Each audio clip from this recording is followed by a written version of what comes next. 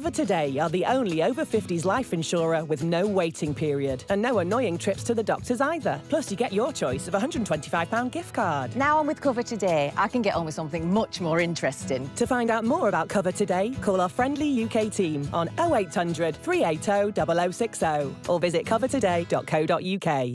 We know travel can be confusing. That's why I use travelup.com.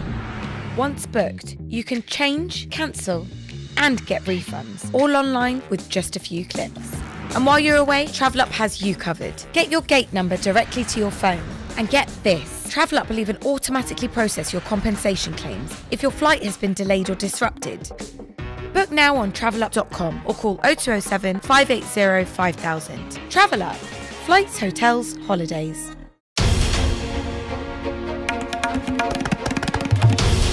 This is NDTV, and you're watching NDTV 24/7.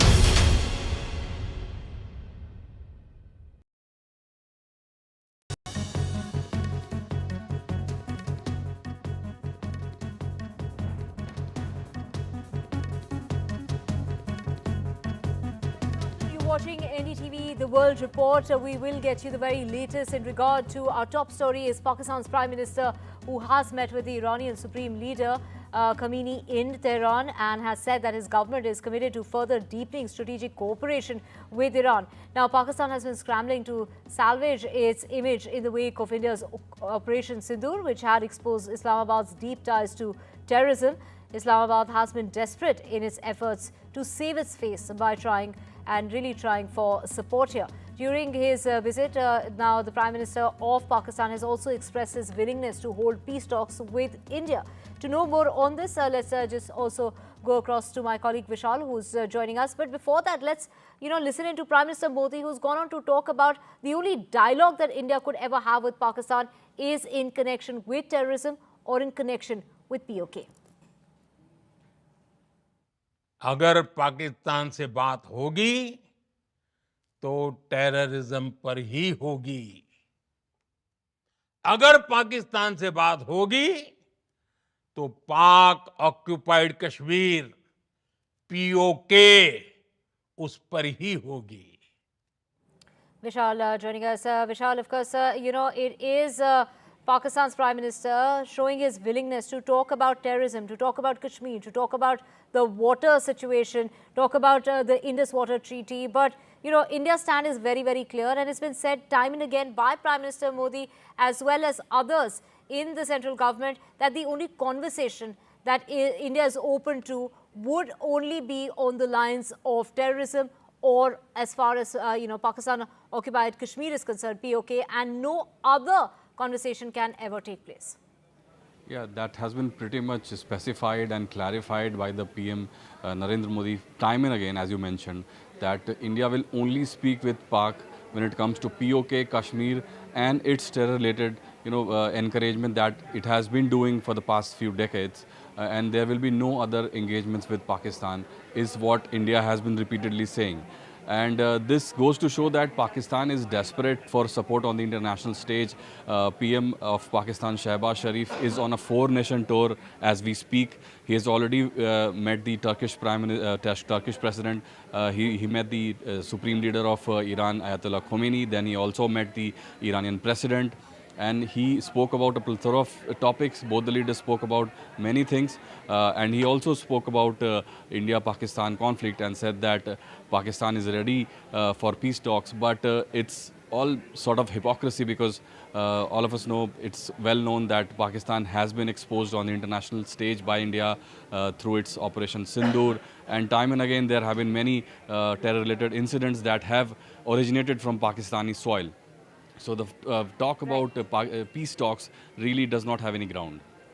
Right. Thank you so much for joining us. And of course, you were talking about the role that Iran has played, and that is what Pakistan's Prime Minister has thanked Iran for, playing that role in the ceasefire agreement that's been reached upon. But Prime Minister Modi today put out its biggest, its strongest message to Pakistan, saying that the terrorists should have been eliminated on that very night itself. And, this is that Pakistan has been punished, and there's proof on camera while Operation Sindoor is now, in the Atma-Nirbhar mode, while Operation Sindoor it really symbolizes the power of India. While even, referring to the Indus Water Treaty that, the Prime Minister has spoken about that issue as well, that should remain in abeyance. And the Prime Minister there, talking about the hypocrisy of Pakistan that has been exposed, and terror activities are not just a proxy war, saying that, in fact, Pakistan will pay a price while India is, all for peace. But the thorn of terrorism will be removed by Prime Minister Modi. That is the promise that Prime Minister Modi has made from Gujarat, his home turf. Sinduriya सागर की गर्जना और लहराता तिरंगा जन मन के हृदय में मातृभूमि के प्रति अपार प्रेम, एक ऐसा नजारा था, एक ऐसा दृश्य था। और ये सिर्फ गुजरात में नहीं, हिंदुस्तान के कोने कोने में है।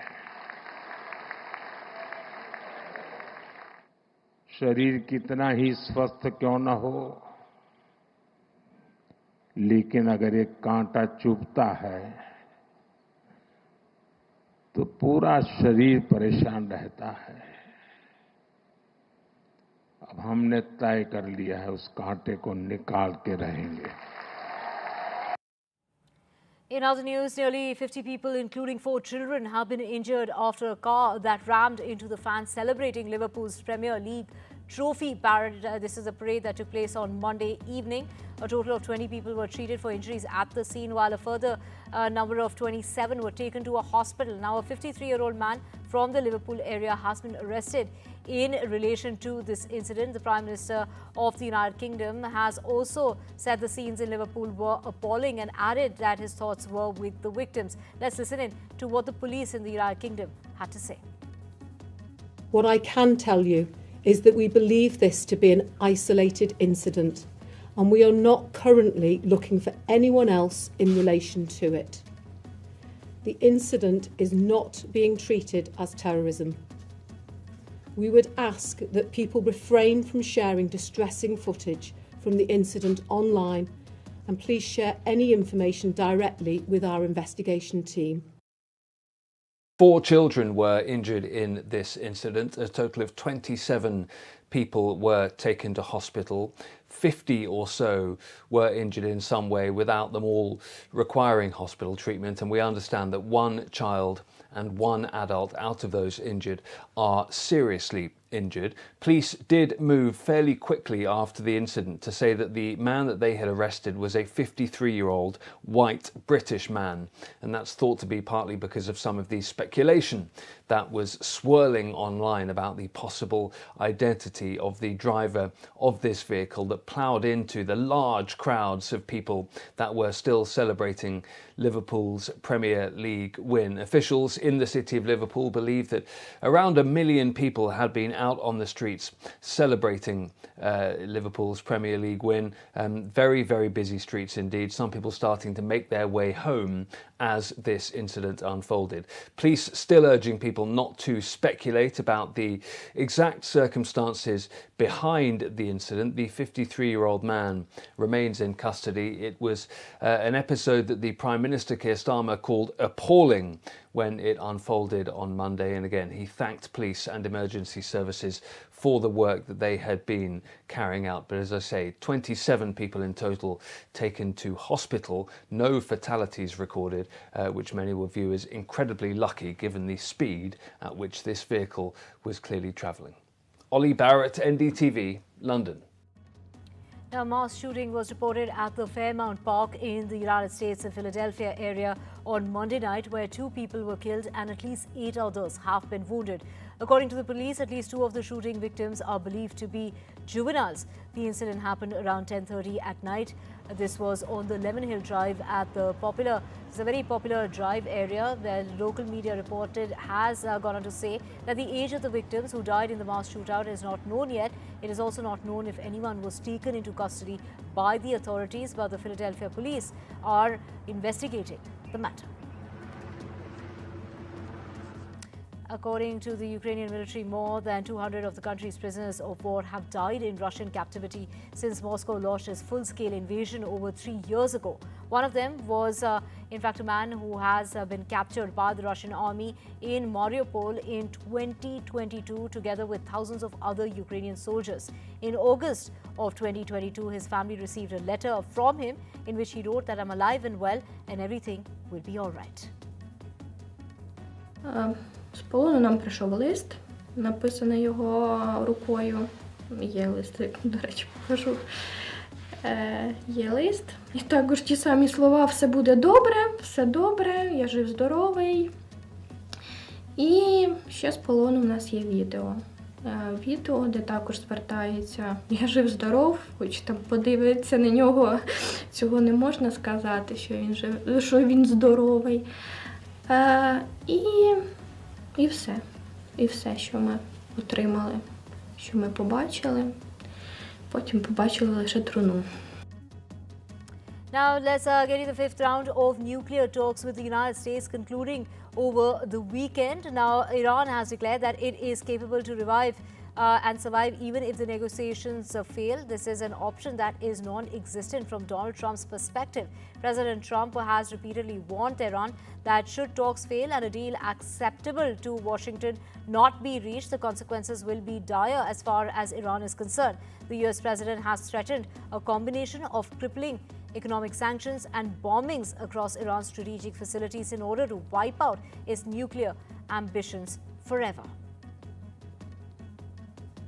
Donald Trump escalated his campaign against Harvard University on Monday, threatening to take away $3 billion in grants and lashing out at some of its foreign students as radicalized lunatics. Trump said that he would consider removing the money from Harvard and giving it to trade schools in the United States instead. In a separate post, he also has gone on to rally against the universities. These are the international students, saying that he was waiting on Harvard to supply foreign students lists so that the United States government could determine how many radicalized lunatics, troublemakers are there in all and should not be let back into the country. The comments intensified Trump's attacks on Harvard since his inauguration as the US president in January, including a freeze of more than $2.2 billion in federal funding for grants at the university.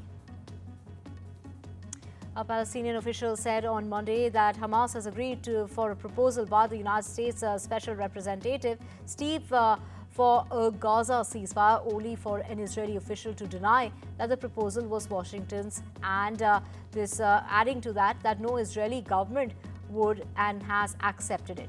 Now, this is that also is rejected the notion that Hamas had accepted his offer for a hostage deal and a ceasefire in Gaza, telling Reuters that that would also be seen was completely unacceptable, and the proposal being discussed was not the same as his. 75 of the world's poorest nations will repay a record $22 billion to China in 2025, most of it linked to Xi Jinping's Belt and Road Initiative. The repayments are straining public funds for healthcare, for education, as well as climate efforts. Analysts say that China's role has shifted from global lender to debt collector, using financial leverage amid rising geopolitical stakes.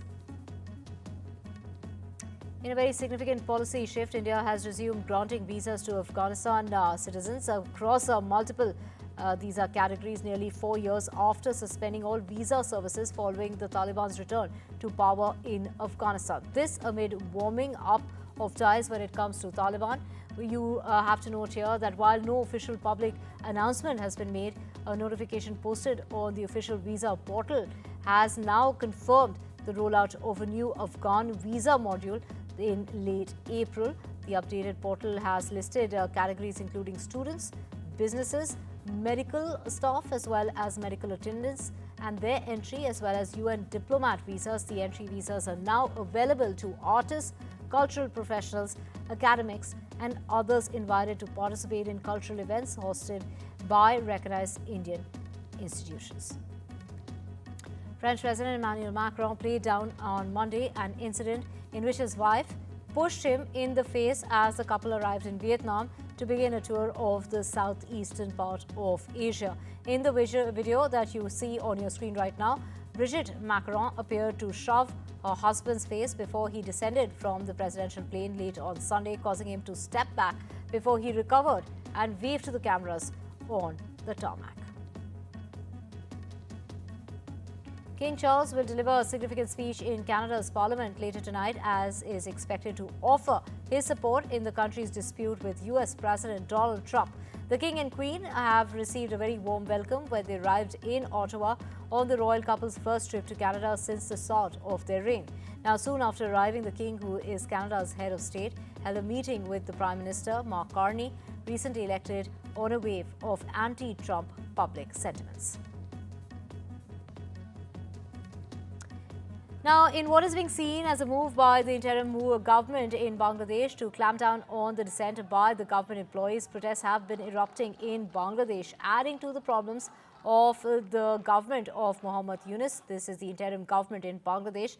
Protests also took place in the secretariat, according to local media outlets. The interim government in Bangladesh had issued an ordinance on Sunday allowing the Ministry of Public Administration to dismiss public servants for misconduct without lengthy procedures, which are seen as safeguards against the arbitrary dismissals, sparking outrage across the bureaucracy. Well, Saurabh joining us. Saurabh, take us through the demands that are being made during these protests that we are seeing that seem to be really, hinting out as far as the interim government is concerned, and they really possibly do not want this interim government to last.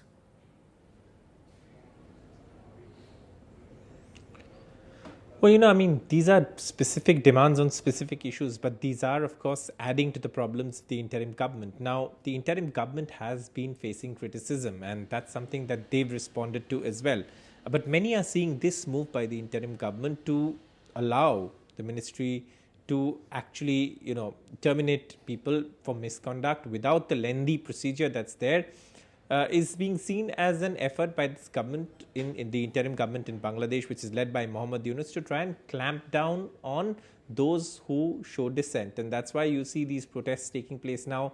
Armed police have been deployed at the secretariat in Dhaka since the morning. However, the protests have still spilled into the fourth day, and they are continuing as of now, though the interim government has not yet come back with a response on the demands. One of the demands is, of course, rollback. There are other groups that are protesting as well. And remember, just a few days ago, a top-ranking official to the level of foreign secretary left his position because he was unhappy with certain decisions that were being taken, is what sources said. So all of this is taking place in the context, in the backdrop of that. And of course, these protests continue, adding to the problems for the Muhammad Yunus-led interim government. Right. Thank you so much, Saurabh, for joining us with those details. Moving on now, China and Cambodia. The naval forces there have held a joint drill, and this is the Golden Dragon in both maritime and aerial zones near Cambodia's port. The operation, involving 11 naval vessels and 3 helicopters from both countries, stimulated. This is a scene where terrorists hijacked a cargo ship. This was the first air-sea life force exercise that's taken place. This is called the Golden Dragon series of joint exercises, which began on the 14th of May and marks Cambodia's latest and largest joint drill. This is the drill exercises that have been taking place with China. Meanwhile, Venezuela president has claimed an overwhelming victory in the regional and parliamentary elections, which were boycotted by the majority of opposition parties. The main opposition group, led by popular figurehead, has urged voters to stay away to avoid legitimizing what she described as a farce election. More than 70 people were arrested in the lead-up to the election, including a leading opposition figure as well. Venezuela hoy lidia con la frustración, la rabia y el miedo. Pero por eso, numerosos dirigentes y ciudadanos decidimos dar un paso enfrente y usar el voto como una herramienta de lucha, como una herramienta de resistencia, pero sobre todo como una herramienta de expresión para recuperar espacios que hoy están gobernados por la desidia y la ineptitud de quien nos gobierna desde Miraflores. Now, Rio de Janeiro's beaches, filled with its iconic samba music, may become a fading memory. Vendors will now need official permission to play music on the beaches in Rio de Janeiro. The new measures are due to come into force, and that's going to take place from the 1st of June. and will outlaw food and drink sales, chair rentals as well as loudspeakers and even live music in kiosks without official permission. The mayor has issued a decree in which, establishing these new rules for the city's waterfront is a move in order to preserve the urban order, the public safety and the environment, as well as promote peaceful relations between tourists and residents. And with that, we're slipping into a very short break. Back with a whole lot more on the other side. Stay with us.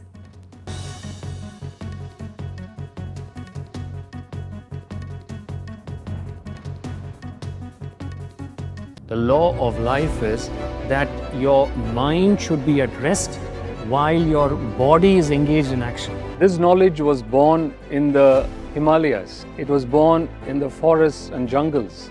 But it is meant for people to apply in their workplace, in their homes, in the society at large.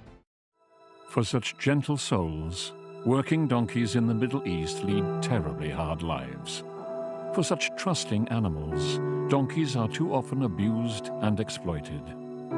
These sensitive, loyal animals often suffer the cruelest pain. This is the hard, painful life that donkeys in Egypt, the West Bank, Israel and Gaza have to endure. Too often, it's not only a hard life, it is also a short one. But there is something you can do to make their hard lives much easier.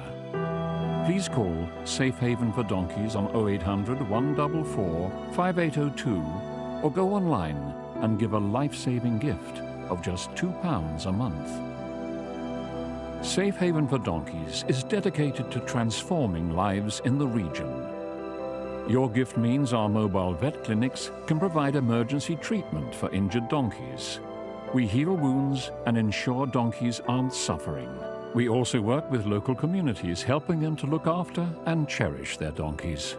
You'll help make sure there's always a place at our sanctuaries for abandoned and abused donkeys who have nowhere else to turn. Please call 0800 144 5802, text SAFE4 to 84902, go online or scan the QR code and give just £2 a month and help change a donkey's life today. Dulux Standard 2.5 litre coloured emulsion, now £15. Feel as proud as a peacock with Wix. When I woke up, they said, Alyssa, you've got leukemia. We found out that the chemo wasn't working. Cancer is still the biggest killer of children in the UK, but innovative new treatments could help beat cancer for more children like Alyssa. I'm cancer-free now. Text, call or search to give £3 a month and help build a new children's cancer centre at Great Ormond Street Hospital. So together we can save more lives. Family life. It's made of ups and downs and those little moments. But should the unthinkable happen to you? Life insurance from Legal & General can help look after monthly bills, the roof over their heads, childcare costs, and most importantly, your family. Because no one protects more families in the UK than us. Premiums start from £5 a month and they never rise. Plus there's a £100 gift card after you apply. Legal & General. Ensure life goes on.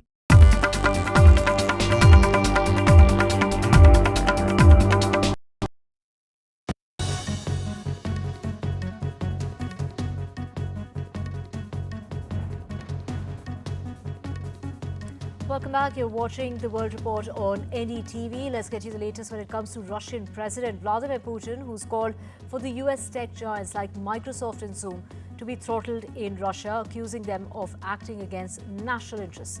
Speaking to business leaders, Putin has gone on to say that foreign firms enjoy favorable conditions but harm Russia in return. He pushed for stronger local tech and warned that companies like McDonald's, which existed in the market, won't be welcomed back easily. Japan has lost its position as the world's largest creditor.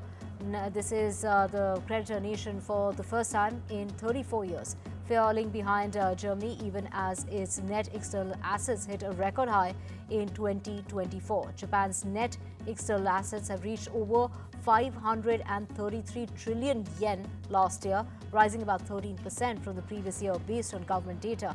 While the figure marked an all-time high, Japan has lost the top spot. It has held since 1991, being overtaken by Germany, whose net external assets have now crossed over 569 trillion yen.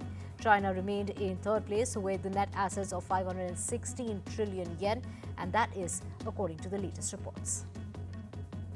Amid the recent wave of mass layoffs, Sweden-based Volvo Cars is eliminating 3,000 positions, roughly 7% of its workforce, as part of its cost-cutting program, as the automotive industry faces challenges from higher costs for raw materials, a diminished European car market, and US President Donald Trump's 25% tariffs on imported cars and steel.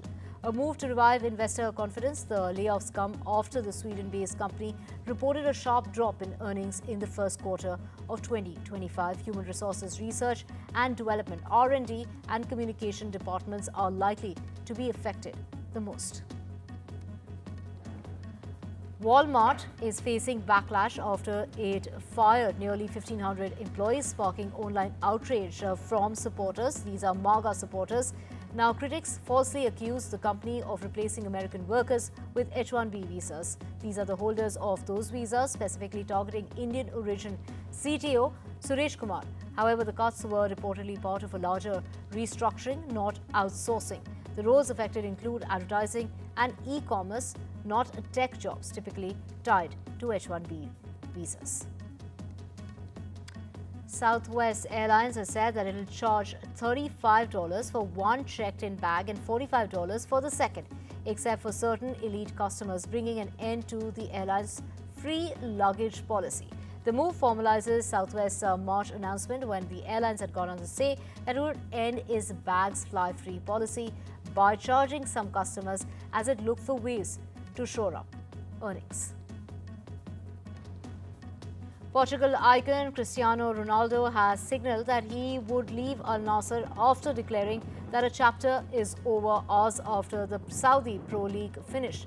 The 40-year-old footballer joined Al Nassr in 2022 from Manchester United, and his contract in Saudi Arabia ends this summer. Ronaldo ended as Saudi Pro League's top goal scorer on 24.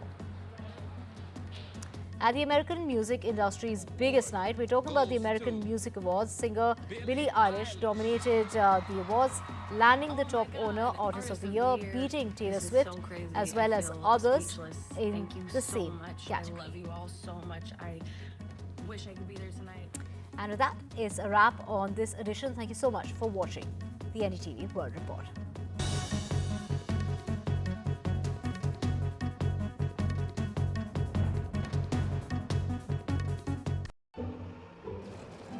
Hello, Mary. Hello, Derek. Special Buys Thursday. What makes you say that?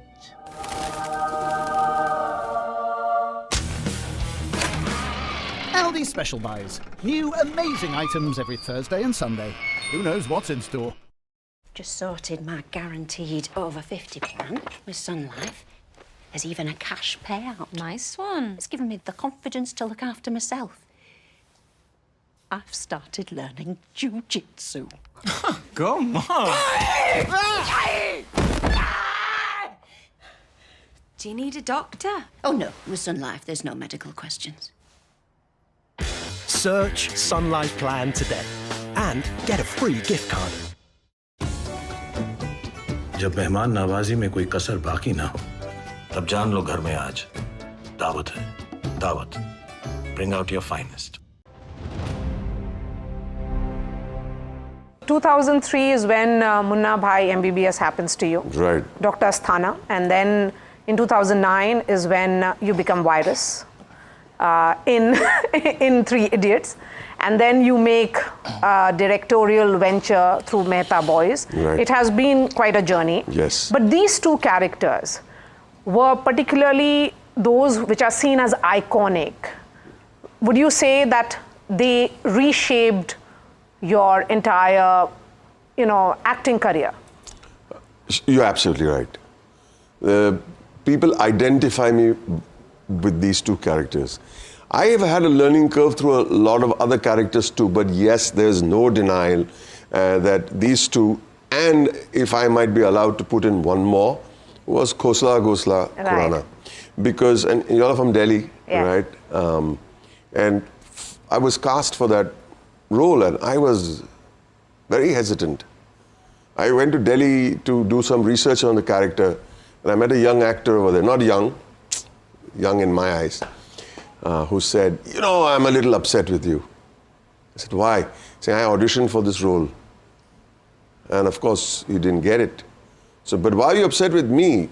Tell the casting director or the director, why are you blaming me? He says, you see, you're a Parsi from Bombay. You're a Parsi from Mumbai. If I get a very important role of a Parsi in Mumbai, how would you feel? Yeah, he got a point. I said, now what are we going to do about this? So I said, and I gave such a fantastic audition. I researched and researched. I said, I tell you what, I got a better idea. Teach me. Help me. You must take help. And I used his help and I sat with him and I did my research. For me, it was a very crucial role.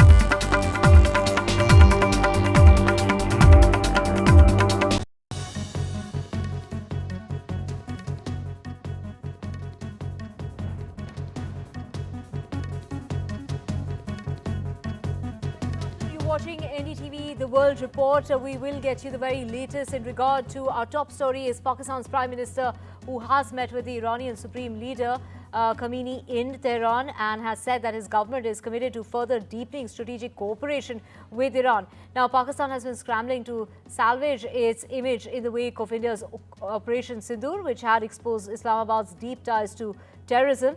Islamabad has been desperate in its efforts to save its face by trying for support here. During his visit, now the Prime Minister of Pakistan has also expressed his willingness to hold peace talks with India.